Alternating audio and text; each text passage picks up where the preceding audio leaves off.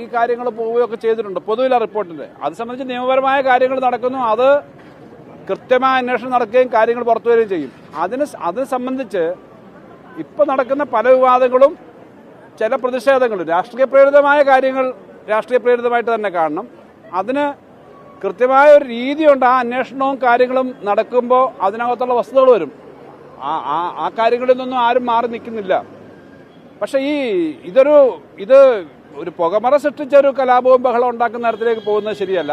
ഇതൊരു വളരെ ജെന്യുവിനായ ഇഷ്യൂ ആണ് കേരളത്തിൽ ഈ ഹേമ കമ്മിറ്റിയുടെ ഭാഗമായിട്ട് വന്നിട്ടുള്ളത്. അതിന്റെ ഭാഗമായി പൊതുവിൽ കുറെ കാര്യങ്ങൾ വന്നിട്ടുണ്ട്. വന്നതിന്റെ ഭാഗമായി കുറെ വെളിപ്പെടുത്തലുകൾ വന്നിട്ടുണ്ട്.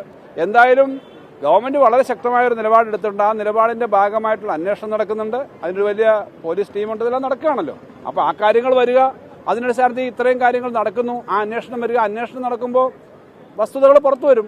അതിന്റെ പേരിലുണ്ടാകുന്ന രാഷ്ട്രീയമായ മുതലെടുപ്പും വിവാദങ്ങളും ശരിയായ കാര്യമല്ല.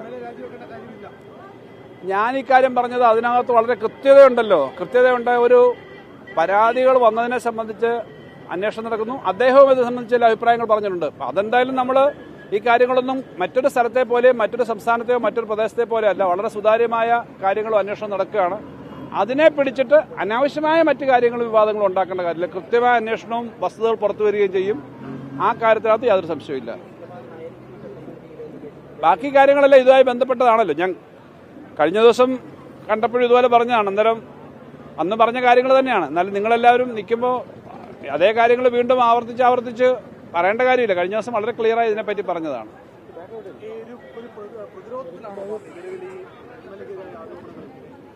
പാർട്ടി പ്രതിരോധത്തിലല്ല എന്ന് മാത്രമല്ല, പാർട്ടിയും ഗവൺമെന്റും ഒരു വിഷയമല്ലല്ലോ ഇത്.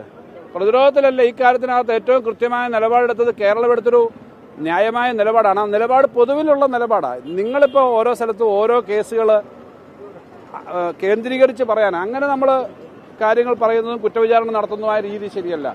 ഞാനീ പറയുന്നതിനകത്ത് നിങ്ങൾക്ക് ഇഷ്ടമുള്ളത് മാത്രമേ നിങ്ങൾ എടുക്കൂ. അതുകൊണ്ട് അധികം സംസാരിക്കുന്നേ ഇല്ല. പക്ഷെ വസ്തുത എന്താ? ഈ കാര്യങ്ങളെ സംബന്ധിച്ച് ഉള്ള അന്വേഷണം നടക്കട്ടെ. പൊതുവിലൊരു അന്വേഷണ ഏജൻസി ഉണ്ട്, കാര്യങ്ങളുണ്ട്. വളരെ വലിയ ഒരു ഇഷ്യൂ ആണ് ഇതിന്റെ ഭാഗമായിട്ട് വന്നിട്ടുള്ളത്. അതിനകത്ത് കുറെ കാര്യങ്ങൾ അന്വേഷണം നടക്കുന്നുണ്ട്. അത് വരട്ടെ. അതിനകത്ത് വേറെ കാര്യങ്ങൾ ഞാൻ നിങ്ങൾ പറയുന്ന ഒരു കേസിനകത്ത് നിങ്ങൾ ലീഡിംഗ് ക്വസ്റ്റ്യൻ ചോദിച്ചിട്ട് എന്നെ കൊണ്ട് മറുപടി പറയിപ്പിക്കണ്ട. ഞാൻ ആ പൊതുവിലായ കാര്യങ്ങളാണ് പറഞ്ഞത്.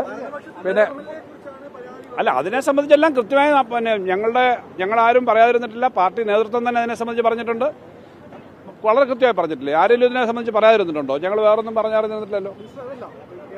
വളരെ ശക്തമായ നിലപാടാണ്. ഒരു കമ്മിറ്റിയെ നിയോഗിച്ചു, ആ കമ്മിറ്റി റിപ്പോർട്ട് വന്നു. ആ റിപ്പോർട്ടിന്റെ അടിസ്ഥാനത്തിൽ ആരോപണങ്ങൾ ഉയരുകയാണ്. ഞാൻ ചോദിച്ചിട്ട് ചോദ്യമേ ഉള്ളൂ, MLA-ക്കൊപ്പം അന്വേഷണ റിപ്പോർട്ട് വരുന്നവരെ ഞാൻ പറയുന്ന കാര്യം തന്നെ നിങ്ങൾ ഇപ്പൊ ഇത് മുഴുവൻ കൊടുക്കത്തില്ല, കട്ട് ചെയ്തായിരിക്കും കൊടുക്കുന്നത്. കാരണം പല കാര്യങ്ങളും ഇത് സംബന്ധിച്ച് ഞങ്ങളെ സംബന്ധിച്ച് ഏതെങ്കിലും കാര്യം മായ്ക്കാനോ മറയ്ക്കാനോ ഒന്നും പാർട്ടിക്ക് താല്പര്യമില്ല, ഗവൺമെന്റിന് താല്പര്യമില്ല. പക്ഷെ വസ്തുതകളായിരിക്കണം. ഇതിന്റെ പേരിൽ തെറ്റായും പല കാര്യങ്ങളും വരുന്നോ ഇല്ലയോ നമുക്കറിയില്ല. അതുകൊണ്ടാണല്ലോ അന്വേഷണം വരുന്നത്. അന്വേഷണം എന്ന് പറഞ്ഞാൽ വളരെ കൃത്യമായ അന്വേഷണമാണ്. 4 വനിതാ IPS ഓഫീസർമാരുൾപ്പെടെ വളരെ സീനിയറായ ഓഫീസർമാരുൾപ്പെടെ അന്വേഷണമല്ലേ വരുന്നേ.